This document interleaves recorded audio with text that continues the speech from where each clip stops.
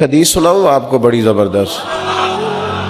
نبی کریم صلی اللہ تعالی علیہ وسلم نے ارشاد فرمایا میری تمام امت کے گناہ اللہ تعالیٰ معاف کر دے گا، ساری امت کے گناہ بخش دے گا، سوائے اس بندے کے جس نے اپنا گناہ خود فاش کر دیا،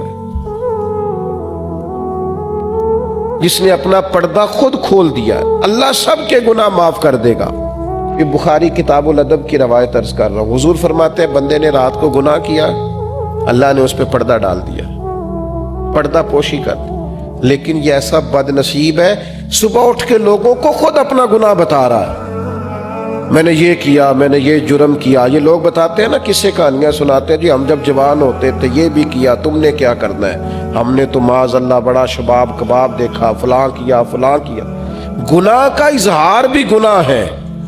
ہمارے علماء نے لکھا ہے نماز قضا ہو جائے تو کسی کو بتاؤ نا میری قضا ہو گئی ہے، وہ بھی دلیر ہو جائے گا، وہ کہے گا اس نے نہیں پڑھی، قضا پڑھ لیا تو میں بھی پڑھ لیتا ہوں۔ حضور فرماتے ہیں ساری امت کو اللہ بخش دے گا سوائے اس شخص کے کہ اللہ نے تو رات اس کے جرم پر پردہ ڈالا تھا، اس نے سویرے اٹھ کے خود اپنا گناہ لوگوں کو بتا دیا، تو اس نے تو خود سزا طلب کی ہے، سزا مانگی ہے اس